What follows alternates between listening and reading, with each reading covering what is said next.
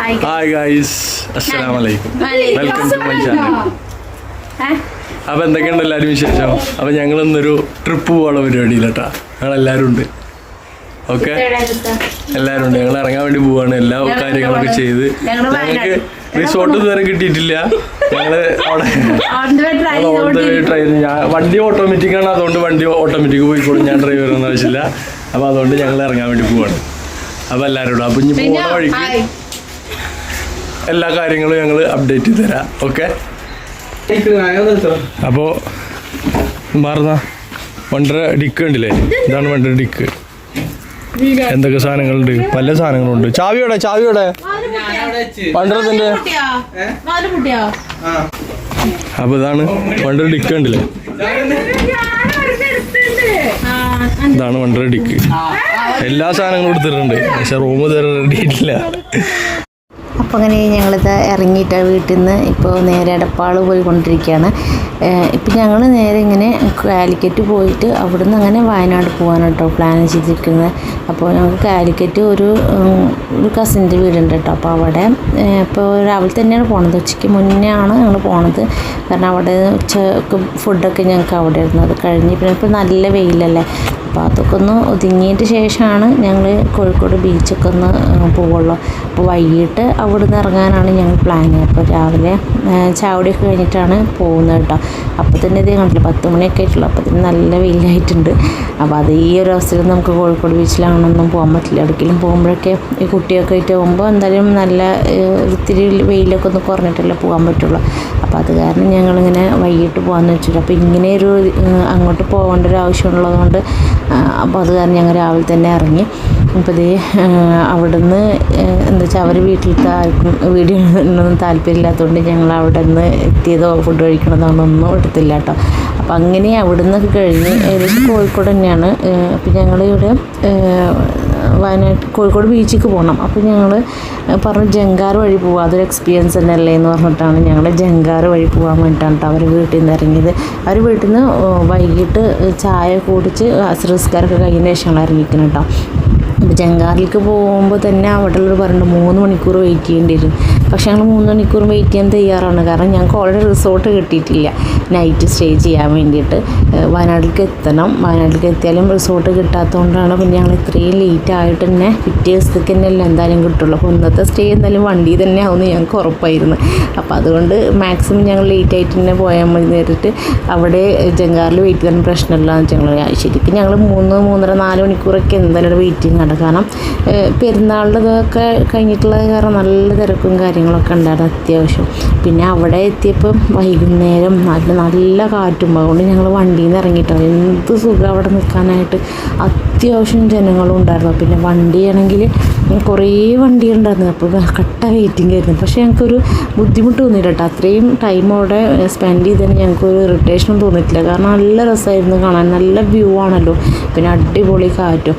അപ്പോൾ അതൊക്കെ ഞങ്ങളിങ്ങനെ വണ്ടിയിൽ നിന്ന് ഇറങ്ങിയിട്ടും കാണാനൊക്കെ ആയിട്ട് കുറേ നിന്നിട്ട്. അപ്പോൾ മുത്ത് ഇടയ്ക്ക് വണ്ടിയിൽ നിന്ന് ഇറങ്ങും, എനിക്കും കാണുന്നുണ്ട്. പക്ഷേ അപ്പോഴത്തേനും ബാക്കിൽ ഓരോ വണ്ടികളിങ്ങനെ നീങ്ങുന്നതനുസരിച്ച് വണ്ടി നീക്കി കൊടുക്കണ്ടേ. അത് കാരണം മുത്തുവിന് വല്ലാണ്ടൊന്നും ഇറങ്ങി നിൽക്കാൻ പറ്റിയില്ല കേട്ടോ. പിന്നെ ജങ്കാറിൻ്റെ ഉള്ളിൽ കയറിയപ്പോഴാണ് മുത്തു ശരിക്കും പുറത്തിറങ്ങിയിട്ടുണ്ടായിരുന്നത്.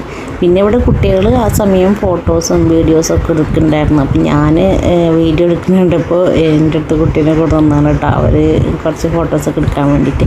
അപ്പം അങ്ങനെ ഫൈനലി ഞങ്ങളിത് ജങ്കാറിൽ കയറി. അപ്പോഴും കണ്ടില്ല, അപ്പം അങ്ങനെ ഇരുട്ടായിപ്പോയി ആ സമയത്ത്. അത്രയും വെയിറ്റ് ചെയ്തായിരുന്നു. പക്ഷെ നല്ല രസമുണ്ടായിരുന്നു കേട്ടോ.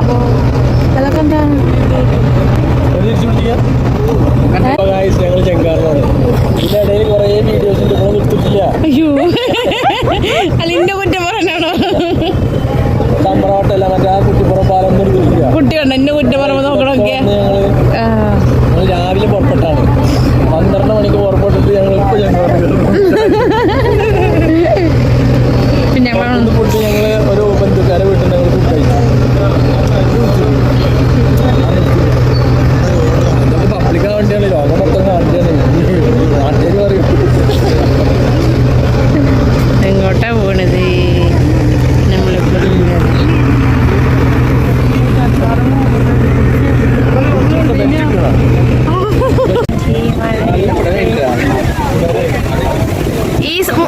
വെക്കാം കോർണറിലായിട്ട്.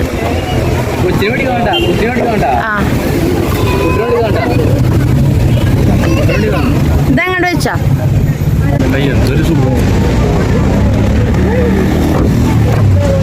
ചാവിയാ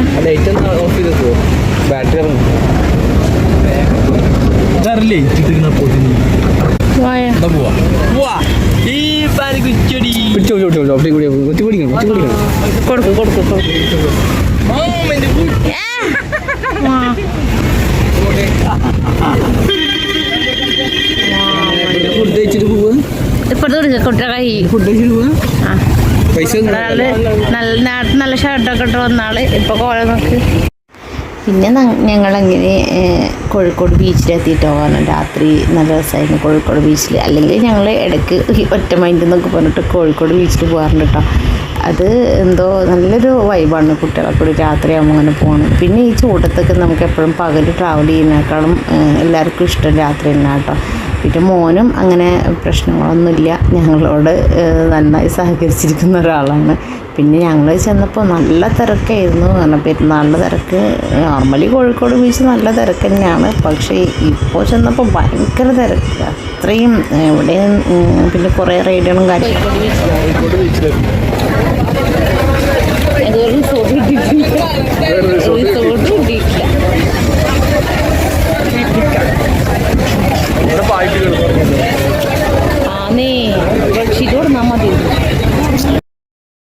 അവിടെ ചെന്നപ്പോഴും കുറേ പേരിങ്ങനെ പായൊക്കെ കൊണ്ടുവന്നിട്ടും അതുപോലെ ബെഡ്ഷീറ്റൊക്കെ വിരിച്ചിട്ടൊക്കെ സുഖമായിട്ട് ഇരിക്കുന്ന അങ്ങനെയൊക്കെ 3 മണിവരെയൊക്കെ അവിടെ ആൾക്കാരുണ്ടാവും എന്നിട്ട് എപ്പോഴും പറയാറുള്ളത് സാധാരണ ടൈമിൽ തന്നെ. അപ്പോൾ ഇപ്പോൾ എന്ന് പറഞ്ഞാൽ കുറേ റൈഡും കാര്യങ്ങളൊക്കെ വന്നിട്ടുള്ളതുകൊണ്ട് പിന്നെ അവിടെ കുതിരയൊക്കെ ഉണ്ട്, ഒട്ടകമൊക്കെ ഉണ്ട്, അതിൻ്റെ മുകളിൽ കയറാമെന്നൊക്കെ പറഞ്ഞു മൊത്തു. പക്ഷെ എനിക്ക് എന്തോ ഒരു പേടി പോലെ, നമ്മുടെ കുതിരങ്ങാനും ഓടിയിട്ടുണ്ടെങ്കിലോ എന്ന് പറഞ്ഞു.